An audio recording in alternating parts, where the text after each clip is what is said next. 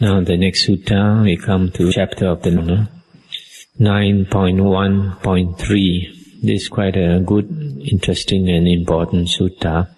Once when the Venerable Meghiya was his attendant, the Exalted One stayed at Chalika on the hill there. Now they approached the Exalted One, saluted him and stood at one side. So standing he said to the Exalted One, Lord, I would like to visit Jantugama for alms. Do now as you think timely. So the Venerable Meghiya, dressing himself before noon, taking bowl and robe, and Gama for alms, and when he had wandered about for alms and returned therefrom and finished his meal, he came to the bank of the Kimikala river. Now while stretching his legs and to and fro along the river bank, the Venerable Meghiya saw a mango grove, pleasing and beautiful, and at the sight he thought, truly this mango grove is pleasing and beautiful. Proper indeed is it to strive here for a clansman wanting to strive. If the Exalted One would permit me, I will come and strive in this mango grove.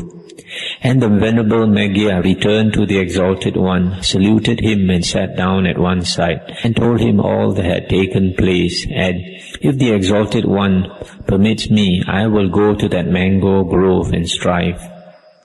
And the Buddha said, Stay a while, Meghiya, till some other monk appear, for we are alone. A second time the Venerable Meghiya spoke, saying, Lord, for the Exalted One there is nothing further to be done. There is no adding to his accomplishments. But for me, Lord, there is more to be done. To what is done there is more to be added. If the Exalted One permit me, I will go to that mango grove and strive. Stay a while, Meghiya, till some other monk appear, for we are alone. A third time the Venerable Meghiya spoke, saying, Lord, for the Exalted One there is nothing further to be done. There is no adding to his accomplishments. But for me, Lord, there is more to be done. To what is done there is more to be added. If the Exalted One permit me, I will go to the mango grove and strive. And the Buddha said, What can we say to you, Meghiya, when you repeat, I would strive? Do now, Meghiya, as you think fit. Then the Venerable Meghiya rose from sitting, saluted the Exalted One, and keeping him on his right, went to the mango grove. And having come, he entered the grove and sat down at the foot of a tree to spend the noonday rest. And there in that mango grove, 3 wicked evil thoughts kept coming to the Venerable Meghiya, that is to say, sensual thoughts, malign thoughts or thoughts of ill will, and cruel thoughts. And the Venerable Meghiya wondered thus, It is amazing and astonishing, sir. By faith alone have I gone forth from home to this homeless state, yet I am still dogged by these 3 wicked evil thoughts, sensual thoughts, malign thoughts, cruel thoughts. So the Venerable Meghiya returned to the Exalted One and said to him, Lord, while I stayed in that mango grove, 3 wicked evil thoughts kept coming to me, sensual thoughts, malign thoughts, and cruel thoughts. And I thought, how amazing and astonishing it was that I had gone forth from the home to the homeless life by faith alone. For Lord, I am still dogged by these 3 wicked evil thoughts, sensual thoughts, malign thoughts, cruel thoughts. And the Buddha said, For the emancipation of the mind of the unripe or unmatured, 5 conditions, Meghiya, are conducive to their ripening or maturing. What 5? Herein, Meghiya, a monk has a good friend, a good companion, Kalyana Mitta, a good comrade. For the emancipation of the mind of the unripe, this is the first condition conducive to the ripening. Again, a monk is virtuous and dwells restrained by the restraint of the Patimokkha. He is perfect in behavior and resort, seeing danger in the smallest fault. Undertaking the training, he trains himself accordingly. This is the second condition. Then that talk which is serious and a help to the mind's release. that is, talk on wanting little, on contentment, on seclusion, on aloofness, on strenuous endeavor, on virtue, on concentration, on wisdom, on emancipation, on the knowledge and vision of emancipation. A monk obtains at will, easily and without difficulty. This is the third condition. Then a monk dwells strenuous in purpose, putting away unrighteous conditions, taking to righteousness or wholesomeness, persevering and energetic. He shirks not the burden of righteousness or wholesomeness.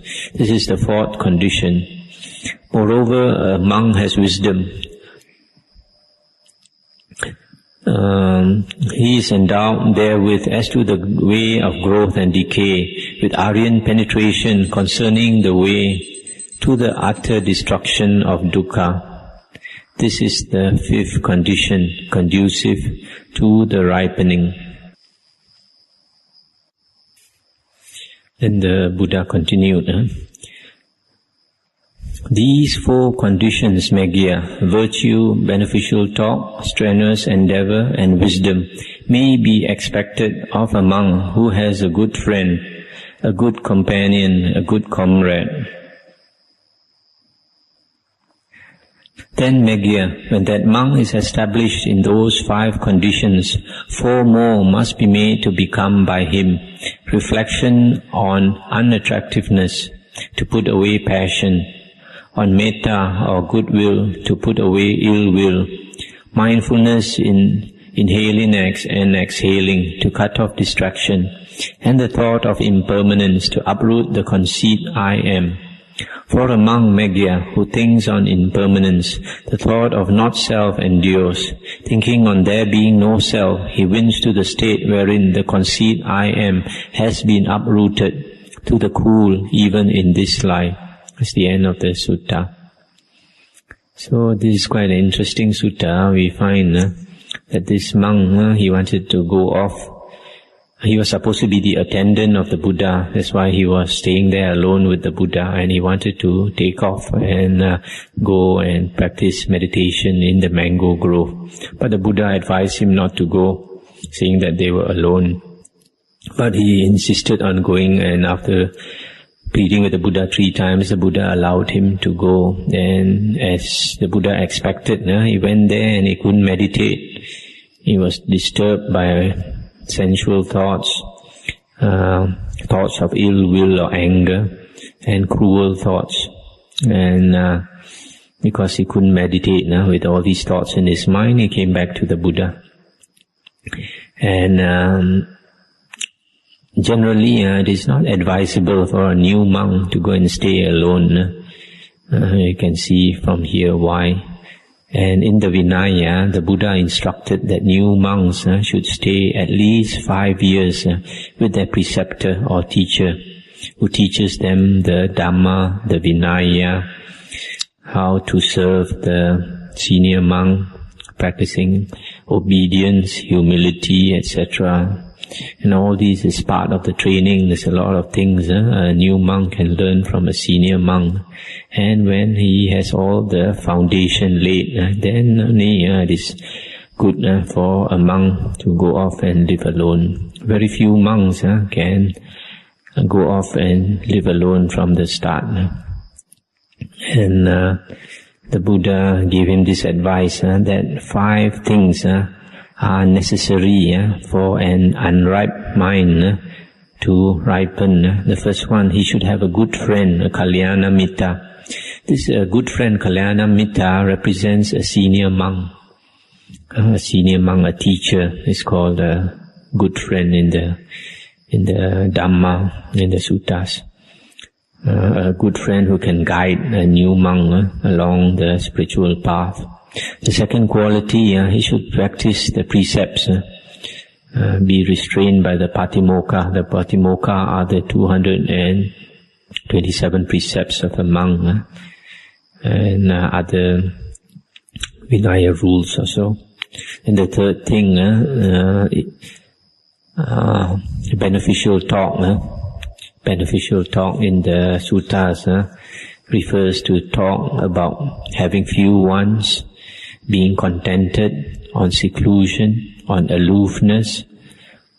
The difference between seclusion and aloofness: seclusion means staying in a place which is secluded from lay people generally, for example, in the forest or in a forest monastery. Whereas aloofness is even staying in a monastery, you try to be aloof from other people, not to talk with other persons unless it is necessary. There's a difference. Then strenuous endeavor, making effort to strive. And then virtue, concentration, wisdom, emancipation or liberation, and knowledge and vision of liberation. These are the things that are beneficial, considered beneficial talk. Number 4 is a monk should dwell strenuous in purpose. That means he strives hard to get rid of unwholesome states and to cultivate wholesome states of mind. That's why a person on the spiritual path, he should be looking into the mind more than outside the mind. When we look into the mind, that is the source of all our problems, the ego, the mental suffering is all in the mind. And then the 5th one, the 5th quality that is necessary for ripening of the unripe mind is wisdom. And wisdom generally, we have to listen to the Buddha's words for a start, and then after that we meditate, then we get the wisdom. Then after that the Buddha said, to obtain the last 4 conditions, virtue, beneficial talk, strenuous endeavor, and wisdom, these 4 things may be expected of a monk who has a good friend, a good companion, a Kalyana Mitta. That means if a new monk dwells with a Kalyana Mitta, a senior monk, a good teacher, then that teacher monk will teach him to acquire these other 4 qualities: virtue, beneficial talk, or give him beneficial talk, and then strenuous endeavor and wisdom. And the Buddha said, 4 other things must be cultivated by a monk. Reflection, contemplation of the unattractiveness, that is the asubha, the unattractiveness of the body, to put away passion. Unattractiveness of the body refers to the cultivation of the 32 parts of the body. And then the second one, metta, to practice metta, to put away anger or ill will. Metta is loving kindness or goodwill towards others. And the third one is anapanasati, mindfulness of breathing, to cut off distraction. This is to stop our thinking, because every day we are filled with a lot of thoughts, and every time we have thoughts, the ego manifests. And the Buddha encourages us not to think. So we practice anapanasati to cut off the thinking. And the last contemplation is the contemplation of impermanence, to uproot the conceit I am. This one is very important, especially the contemplation of the different types of corpses. We contemplate that one day this body will die, and then after about 3 days it will become a corpse which is bloated, blue-black, smelly, and the liquids start coming out from the openings. Suppose we have 9 openings in the body, and all this smelly liquid will start oozing out. And then later, after the body swells up, it will burst, it will open up, and then it will be eaten by all the worms and all the maggots. If we contemplate a dead dog on the roadside, how different stages of decay, one day our body will also be like that. And then we keep on contemplating like this to uproot the conceit that I am, that I exist. So these are all very practical advice by the Buddha. The first one, to recapitulate, 5 conditions are important for the maturing of a monk. The first one, he has to dwell with a good friend, a good companion. It's mentioned in some other sutta. If we dwell with a teacher, then we learn to respect and to love that teacher, to be obedient to that teacher. And the second condition is virtue. The third one is beneficial talk. If you dwell with a good monk, you can obtain beneficial talk. Number 4 is you have to strive. Number 5, have wisdom. These are the 5 factors. And then after that, 4 other contemplations are very useful. The contemplation of unattractiveness of the body, to put away passion. The contemplation of metta, practice of metta, or goodwill or loving kindness, to put away anger or ill will. Then anapanasati, mindfulness of breathing, to cut off distraction, impermanence, to uproot the conceit I am. The next sutta is also quite a good sutta, an important one. 9.1.4. Once when the Exalted One was staying near Savatthi at Jeta Grove in Anathapindika's park, the Venerable Nandaka gave Dhamma discourse to the monks in the service hall, taught them, roused them, incited them, and gladdened them. I'll just stop here for a moment. The Venerable Nandaka was supposed to be the chief among the monks who taught the other monks. He was very good in teaching other monks. And he's Arahant. He was an Arahant. And the sutta continues. Now in the evening, the Exalted One rose from seclusion and approached the service hall. Having come, he stood outside the doorway, waiting for the discourse to end. And when he knew that the discourse was ended, he coughed and tapped on the board. Then those monks opened the door to the Exalted One, and he entered the hall and sat down on the appointed seat. When he had seated himself, the Exalted One spoke thus to the Venerable Nandaka. Surely, Nandaka, this Dhamma discourse which you preached to the monks was a long one. My back ached as I stood outside the doorway, waiting for the discourse to end. When he had thus spoken, the Venerable Nandaka, being embarrassed, said to him, Nay, Lord, we knew not that the Exalted One stood outside the door. Had we known, Lord, we would not have said so much. Now the Exalted One knew that the Venerable Nandaka was embarrassed, so he said to him, well done, Nandaka. This is right for you, clansmen, who by faith have gone forth from the home to the homeless life, when you may be seated around for Dhamma discourse. For you assembled, Nandaka, there are 2 courses, either discourse on Dhamma or maintain the Aryan silence. I'll stop here for a moment. So just now we saw the Buddha stood outside the door waiting for Nandaka to finish speaking. And this shows the Buddha's humility. Now,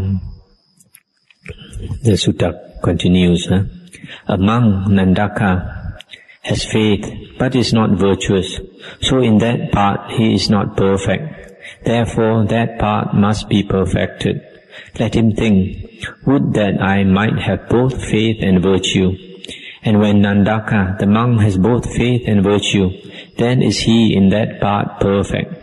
A monk, Nandaka, has faith and virtue, but cannot obtain calm of mind within. So in that part he is not perfect. Therefore that part must be perfected. Let him think, would that I might have faith and virtue, and obtain calm of mind within. And when Nandaka, the monk, has faith and virtue, and can obtain calm of mind within, then is he in that part perfect. A monk, Nandaka, has faith and virtue, and can obtain calm of mind within, but cannot obtain the higher wisdom by contemplation of Dhamma. So in that part he is not perfect. Just as some 4-footed creature may have 1 foot short and stunted, and so not be perfect in that limb, even so Nandaka, a monk, has faith and virtue, and can obtain calm of mind within, but cannot obtain the higher wisdom by contemplation of Dhamma. So in that part he is not perfect. Therefore, that part must be perfected. Let him think, would that I might have faith and virtue, and obtain calm of mind within, and obtain the higher wisdom by contemplation of Dhamma. And when Nandaka, the monk, has faith and virtue, and can obtain calm of mind within, and the higher wisdom by contemplation of Dhamma, then in that part he is perfect. Thus spoke the Exalted One. And when the Exalted One had finished speaking, he rose from his seat and entered his abode.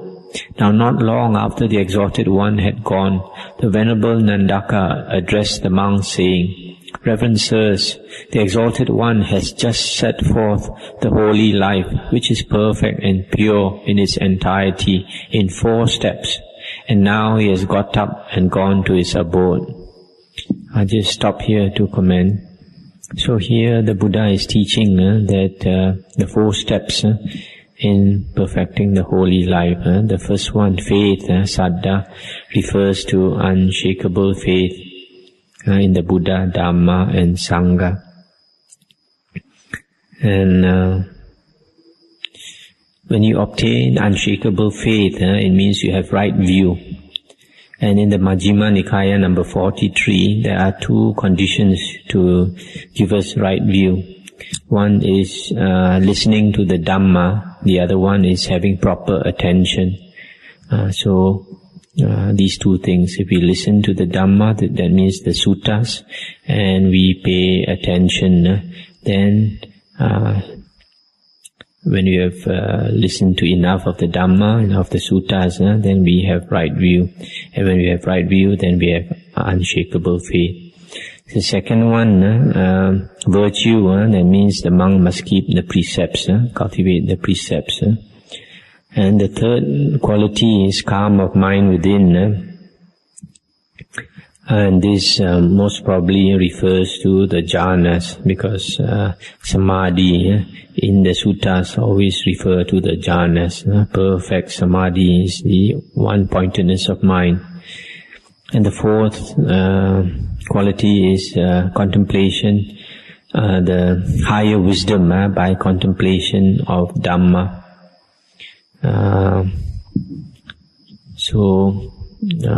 We obtain calm, and then we practice contemplation of the Dhamma to obtain the wisdom. So these are the 4 qualities.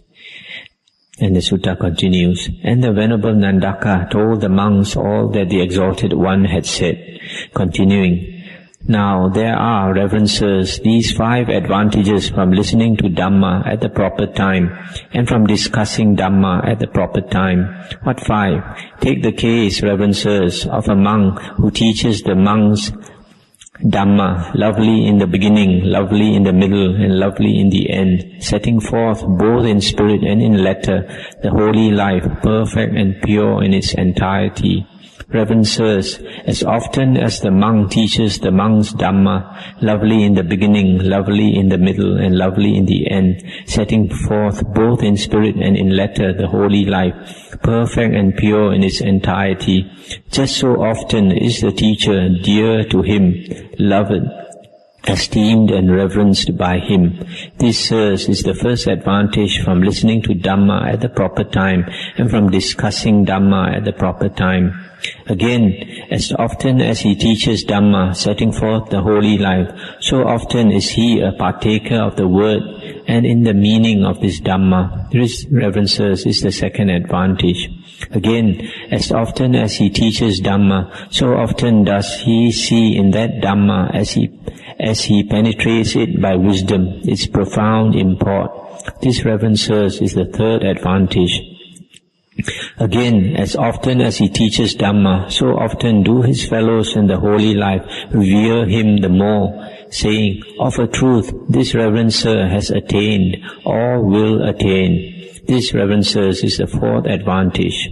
Then, Reverend Sirs, in the case of a monk who teaches the monks Dhamma, lovely in the beginning, lovely in the middle, and lovely in the end, setting forth both in spirit and in letter the holy life, perfect and pure in its entirety, as soon as the monk teaches Dhamma and sets forth the holy life, Everywhere those monks who are but learners, who have not attained mastery of the mind, abide resolved on the unsurpassed peace from effort, and having heard that Dhamma, strive with zeal to attain the unattained, to master the unmastered, to realize the unrealized.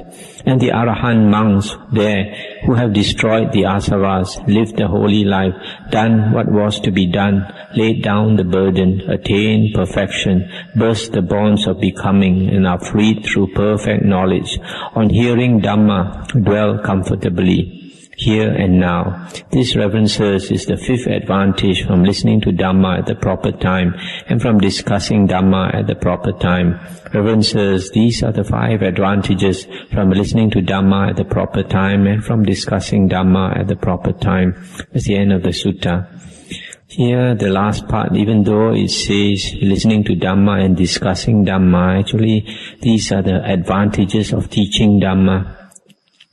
The advantages of a monk teaching Dhamma. The first one, as often as the monk teaches Dhamma, just so often is the Buddha dear to him, loved, esteemed and revered by him. This is the first advantage. The second one, as often as he teaches Dhamma, so often is he a partaker of the word and in the meaning of this Dhamma. Number 3, as often as he teaches Dhamma, so often does he see in that Dhamma its profound import or importance. He sees the importance of the Dhamma, he realizes the importance of the Dhamma as he teaches. Number 4, as often as he teaches Dhamma, so often do his fellows in the holy life revere him the more. Then number 5, as he teaches Dhamma to the monks, then the monks who have not attained arahanthood, then they strive to attain even harder, having heard the word of the Buddha. And even the arahants find comfort in the words of the Buddha here and now. So these are the advantages of teaching Dhamma. Next sutta is 9.1.5. Monks, there are these 4 powers. What 4? The power of wisdom, of energy, of faultlessness, and of sympathy. And what, monks, is the power of wisdom? Such conditions as are bad are reckoned so. Such as are good are reckoned so, such as are blameworthy are reckoned so, such as are faultless are reckoned so, such as are dark are reckoned so, such as are bright are reckoned so, such as are not to be sought after are reckoned so, such as are to be sought after are reckoned so, such as are not truly Aryan are reckoned so, such as are truly Aryan are reckoned so. All these things are clearly seen and by wisdom well examined. This, monks, is called the power of wisdom. I just stop here to comment. So the power of wisdom means a monk is able to differentiate things. And the sutta continues. And what is the power of energy? Such conditions as are bad are reckoned so, such as are blameworthy, dark, not to be sought after, not truly Aryan are reckoned so. To rid himself of such, he puts forth his whole desire, exerts himself, makes strenuous endeavor, bends his mind, and so resolves. But such as are good are reckoned so, are faultless, bright, to be sought after, are Aryan, are reckoned so. To gain all those, he puts forth his whole desire, exerts himself, makes strenuous endeavor, bends his mind, and so resolves. This, monks, is called the power of energy. I just stopped here to comment. This power of energy means unwholesome states. He strives to get rid of unwholesome states, and he strives hard to develop wholesome states of mind. And the sutta continues. And what is the power of faultlessness? Herein, monks, an Aryan disciple is faultless in act of body, is faultless in act of speech, is faultless in act of mind. This, monks, is called the power of faultlessness. Stop here again. This means the 3 karmas of body, speech and mind are faultless.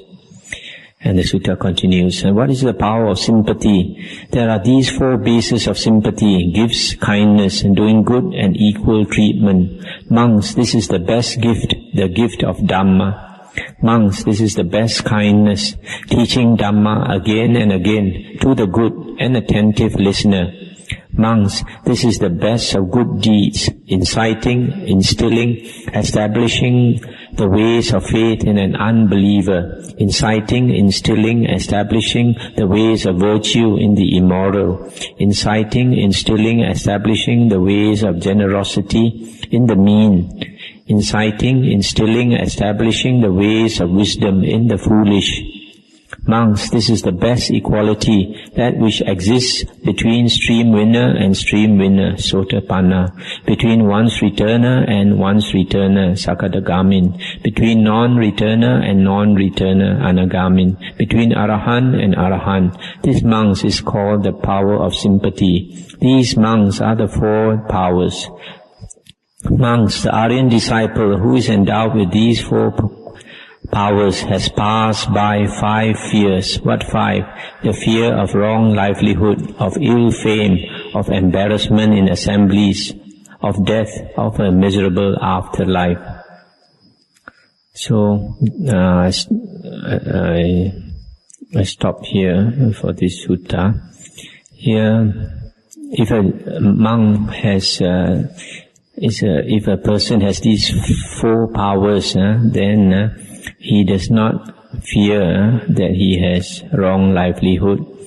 He does not fear ill fame, bad reputation. He's not embarrassed in an assembly of people. He's not afraid of death, and he's not afraid of a miserable rebirth. So these are 4 important powers, the power of wisdom, of energy, of faultlessness, and of sympathy. The last one, just now we discussed the power of sympathy. The Buddha said the best gift is the gift of Dhamma. This sometimes people don't realize. If you are able to have the opportunity to read the suttas or to hear the suttas, that you should make use of that. And the best kindness is teaching Dhamma again and again to the good and attentive listener. This also sometimes people don't realize that they are receiving kindness from getting this Dhamma preaching, Dhamma teaching. The best of deeds is inciting 4 qualities in a person. First one is faith in the triple gem. Second one is generosity. The second one is virtue. Third one is generosity, and the fourth one is wisdom. These 4 qualities are very beneficial qualities. Faith, virtue, generosity, and wisdom.